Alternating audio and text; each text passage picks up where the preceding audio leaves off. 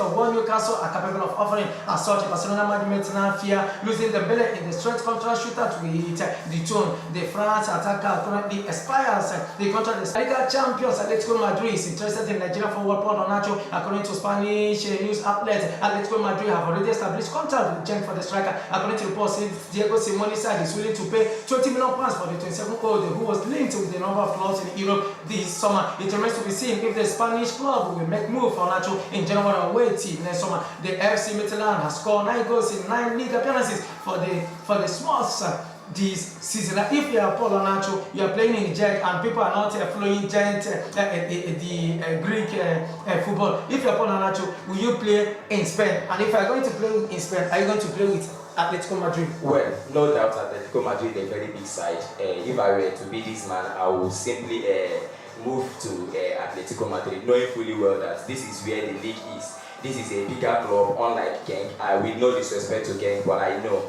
everyone out there will believe with me that Atletico Madrid is a very big club. So this is an opportunity for him, banking 9 goals and 9 league appearances is a very great one. I'm happy with what this man is doing, and all I say is consistency. If he's consistent, I see these people not backing out. They will always live for him until they get him. Atletico Madrid is a very, very good opportunity for him to try out his mettle out there.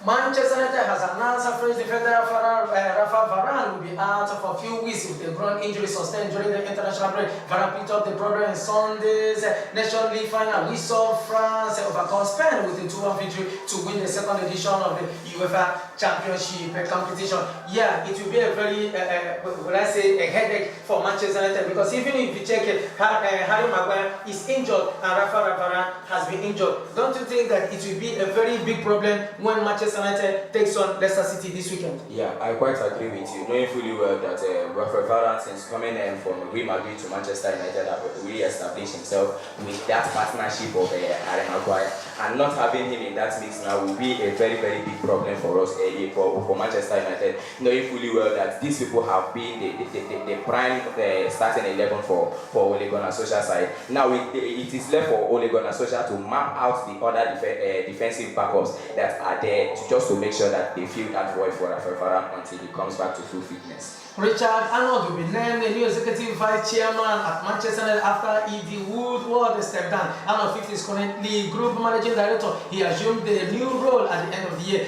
That will make him the main man answering to United American-based owner, the Glazer family. Some sports understand the appointment has been ratified by the co-chairman Avram and Joe Glazer, but an official announcement is not yet. It's not due until nearer the end of the year. Arnold has been Woodward, the long-term right man, and the appointment will be complete. A seamless transition at the top. Yeah, Manchester United name reward Richard Arnold as the Eddie Woodward replacement.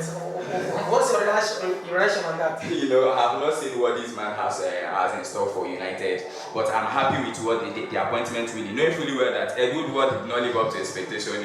People were calling for his head, even in the transfer market, because he couldn't give Manchester United the desired transfer players that they need. But this man coming on board, Arnold coming on board, we are expecting to see what this man is going to bring to the table. Now, I'm happy with what they are doing, but I want them to do really, really more. If they are to take this club to a greater height. Arnold is a very good man, and having worked hand in hand with Woodward, he must have understand the policy of Manchester United going forward, and I believe that at the end of the day that we'll see light at the tunnel.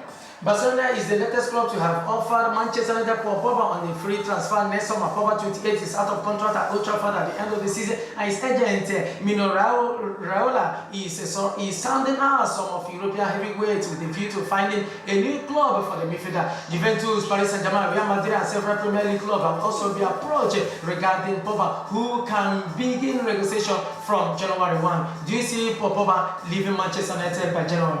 For now, I don't see it possible, I saw a news some time ago, and I see this man being happy with what Manchester United have done in their rebuild of players, having acquired the services of Cristiano Ronaldo. I think this is one of the moral booster for this man, and having offered this man 400k a week, is another moral booster for him. And looking at what United have brought in the table, I still believe that this man is just playing the waiting game, and I believe that at the end of the day that he'll come up and sign a new deal at Manchester United. Cristiano Ronaldo agent Jordi Mendes has backed the Manchester United attacker to win the Ballon d'Or this year. Mendes believes that his clients are proving beyond doubt that he's the greatest player in the history and should be awarded the 2021 Ballon d'Or.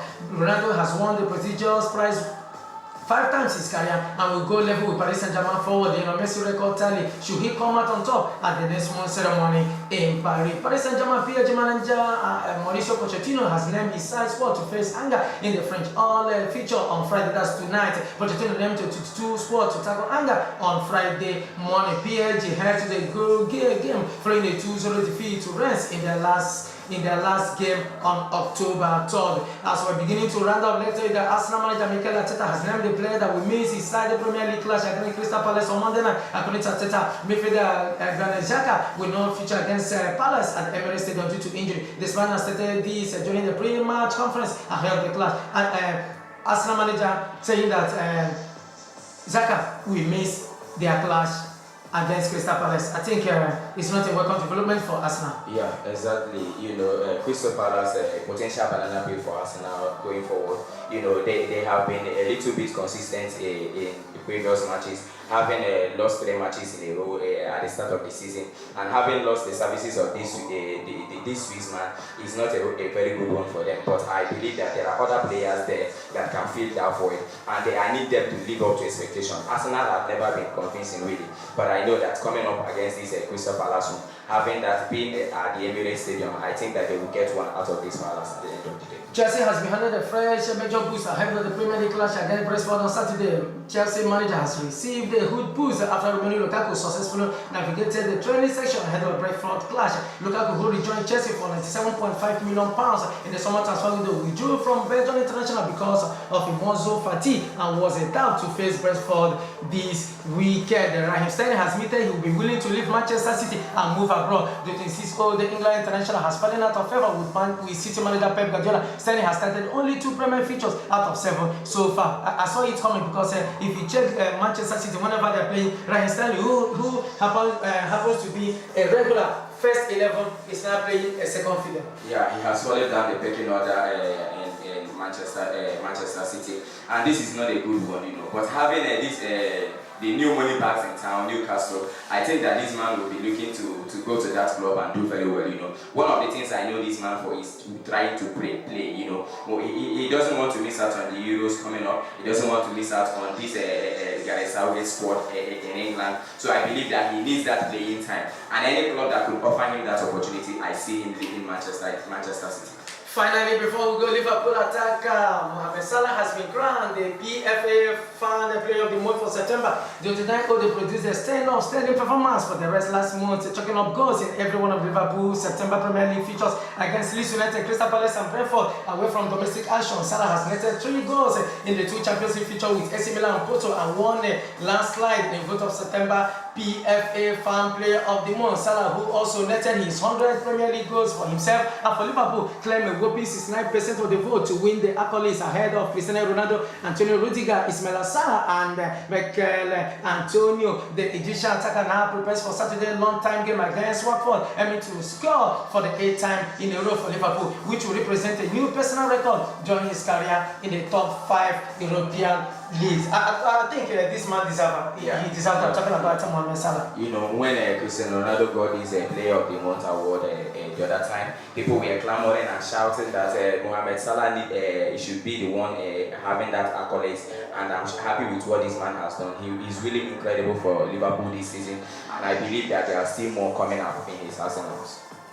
Before we go, let's just give you some of the matches we're expecting this weekend, talking about tomorrow and Sunday in English Premier League. To be Watford against Liverpool, Aston Villa, Wolves, Leicester City against Manchester United, Manchester City against Burnley, Norwich against Brighton, Southampton against Leeds, and Brentford against Chelsea. And in the French Ligue 1, it will be Lyon against Monaco. In the German Bundesliga, it will be Borussia Dortmund against Mainz, Eintracht Frankfurt against Hertha Berlin, Berlin against Watford, and Borussia Mönchengladbach against Stuttgart. In the Italian Serie A, it will be Lazio against Inter Milan, AC Milan against Verona. And tomorrow, talking about Sunday, but before I ask, let's look at this match involving Manchester United and let's say Leicester City against Manchester United. What are we expecting in that encounter? Well, it's not going to be an easy game. You know, Leicester City have been doing really well under Brendan Rodgers. They are not when it comes to football in England, they did very well. You know, one-time Premier League champions. They have been really doing very well. And when they come up against Manchester United,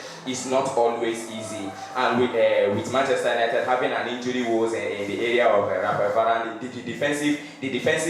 their defense is not really strong at the moment. I see Leicester City posing a threat in that area, but having the likes of in the attacking position, Manchester United are doing very well. But that match, you remember in their last match, they drew that match, and coming with this match now is not going to be an easy one for them, you know. But I will be happy if this match ends in a barren draw for Leicester City and Manchester United, you know. But because looking at what Leicester City are doing at home, they are really formidable. They are really doing very well. But I want Manchester United to go out there and do something and do very well at the end of the day. And on Sunday, it will be Everton against West Ham, Newcastle against Tottenham in the French League 1. It will be Bordeaux against Nice, Strasbourg against Saint-Etienne, and Montpellier against Lens, and Marseille against Lorient. And in Germany, it will be Bayern Leverkusen against Bayern Munich. And in Italian Serie A, it will be Empoli against Atlanta, Genoa against Sassuolo, Udinese against Bologna, Napoli against Torino, and it will be Juventus against AC Milan. Just call it the match of the week, Juventus